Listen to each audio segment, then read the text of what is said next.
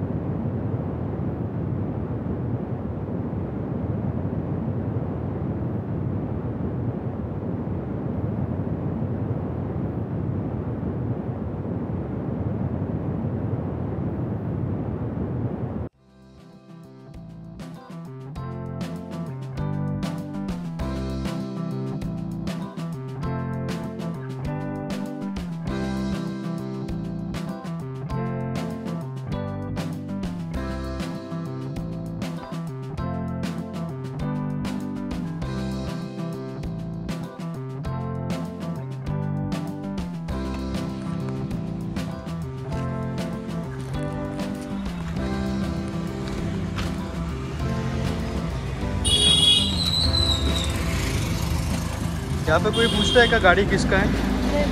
नहीं ना।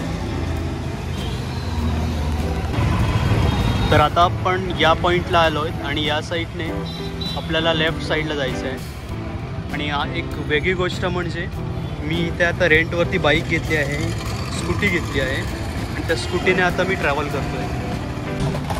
तर या पेट्रोल पंपवरती पेट्रोल भरायला आलो आहे।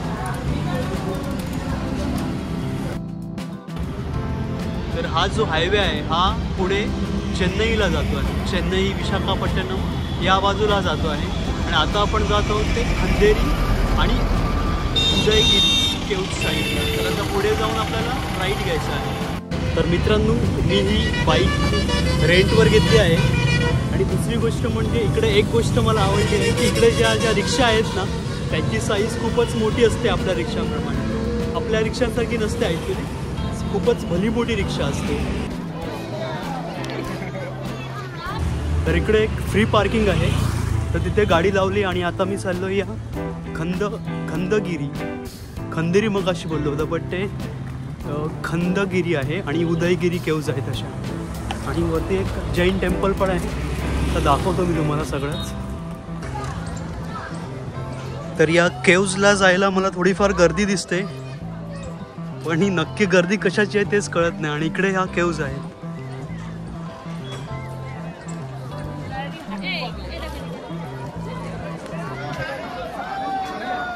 तर या बाजूला ही जी गर्दी दिसत आहे ही उदयगिरी केव्जमध्ये जाण्यासाठी आहे आणि जो खंदगिरीसाठीचा गेट आहे तो या बाजूला आहे। आपण आधी खंदगिरीला जाऊन येऊ।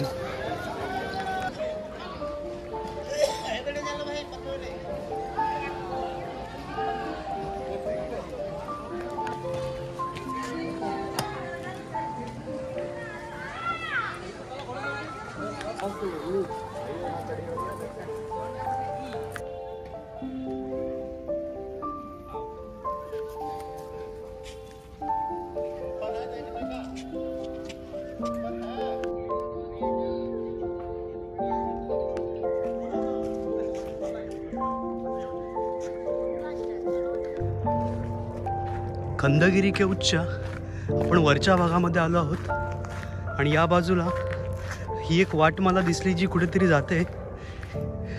तर सवयीप्रमाणे मी भटकत आता या वाटेने चाललो आहे आणि आपल्या ज्या सगळ्या केव्ज आहेत त्या मागे राहिलेल्या आहेत। अच्छा, तर हे एक टाकं आहे, दगडामधलं टाकं आहे इकडे। याच्या पुढे पण वाट जाते ही, पण फक्त थोडंसं अंतर बघून येऊया काय आहे पुढे। या बाजूला पुढे अगदी जंगल स्टार्ट होतं आहे, त्याच्यामुळे आपल्याला उदयगिरी आणि खंदगिरी दोन्ही कव्हर करायचे आहेत, त्यामुळे मी आता मागे फिरतो आहे।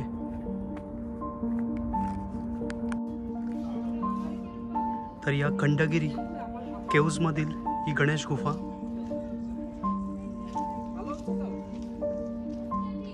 अतिशय कोरीव काम केलेलं आपल्याला इथे दिसून येत आहे.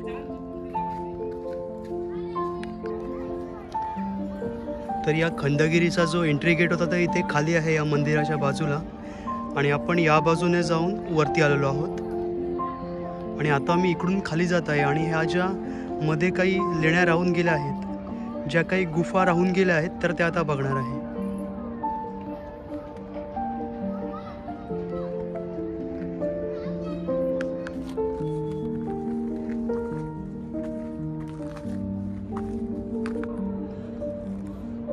तर या खंडगिरी केव्जमध्ये आपल्याला हे जुन्या काळातील एक आर्किटेक्चरचा नमुना दिसत आहे. आणि या बाजूला असलेलं हे उदयगिरी. तर इथे आहे हरिदास गुफा.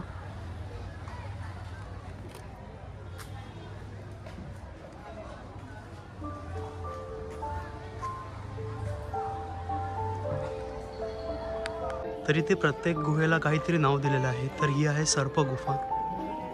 माझ्या मते या गुहेच्या जे आकार आहेत त्या आकारांवरून ही नावं दिलेली असावीत. ही सर्प गुफा आणि ही आहे हत्ती गुफा. हत्तीप्रमाणेच ही अवाढव्य आहे. रुसई गुफा.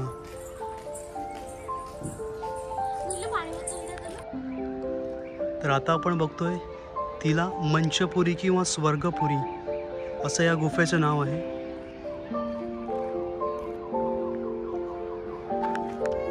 तर ही आहे हाती गुफा. अतिशय भली मोठी अशी ही गुहा आहे.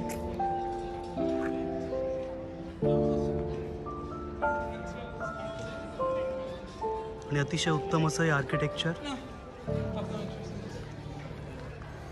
तर आता आपण आहोत या हरिदास गुफेमध्ये, आणि ही बघा, ही गुहा आतून अशी दिसते आहे.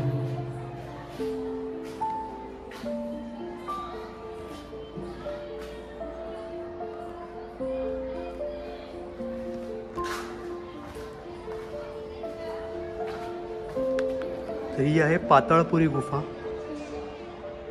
मिनिंगफुल अशी नावं दिलेली प्रत्येक गुहेला आपल्याला आढळून येत आहे. आणि वीकडे असून पण देखील इतके खूपच मला गर्दी दिसून येत आहे. आता आपण जातोय उदयगिरीकडे. या भागांमध्ये देखील पण काही गुहा आहेत. ही जय विजय गुहा.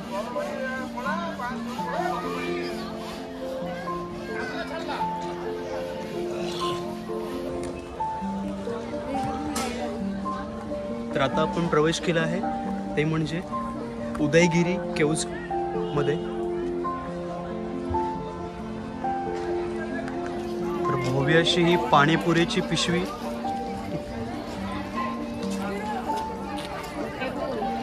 आणि उदयगिरी आणि खंडगिरी याच्यामध्ये असलेल्या या काही दुकानं आहेत. अतिशय सुबक अशा आकारामध्ये. अगदी हे दगड बघितले तर चौकोनी दगड आहेत पूर्णपणे. आणि हे जे खांब आहेत त्या खांबांवरती ही गुहा उभी आहे. आणि आतमध्ये आपल्याला काही कोरलेल्या मूर्ती देखील दिसून येत आहेत.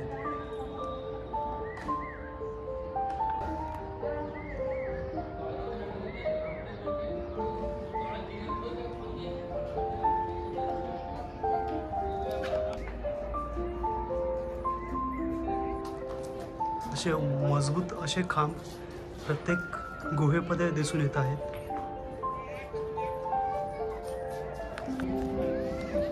मगाशी आपण खंडगिरीवरून उदयगिरी पाहिला होता, आणि आता हा उदयगिरीवरून आपण बघतोय समोर तो खंडगिरी.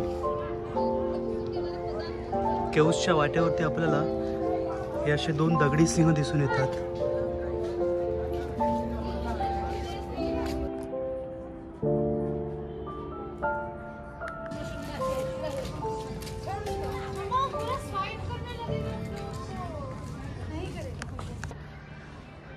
तर एक मारुतीचं पुरातन मंदिर आहे.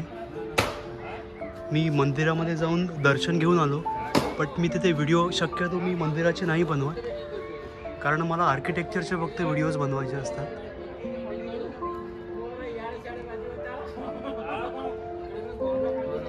आणि ही आहे केव नंबर 7 उदयगिरीमधली.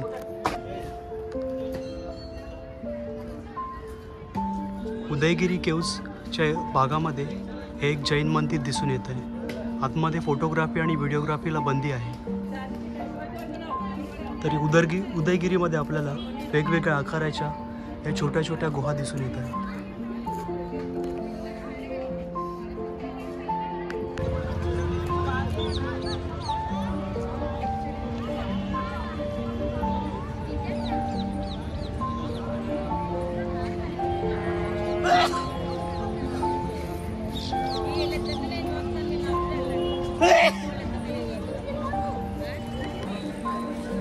आणि आता आपण जाणार आहोत लिंगराज मंदिराकडे. अतिशय सुंदर असा हा रस्ता आहे. अगदी सुरुवातीपासून मी जवळजवळ 4 ते 5 किलोमीटर आता आलो आहे. असाच सेम रस्ता आहे.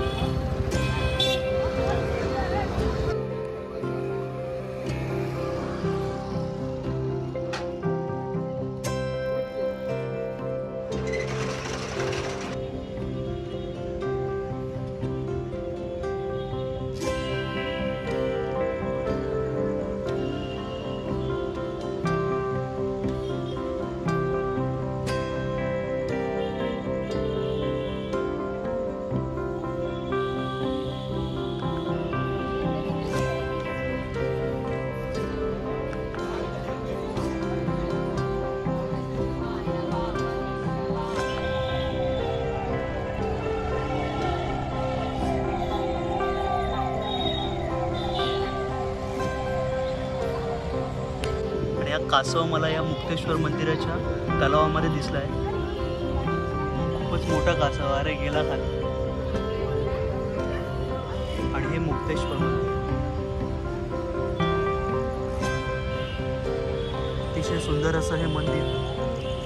मी रात्रीच्या या प्रकाशामध्ये देखील खूपच भारी दिसून येत आहे.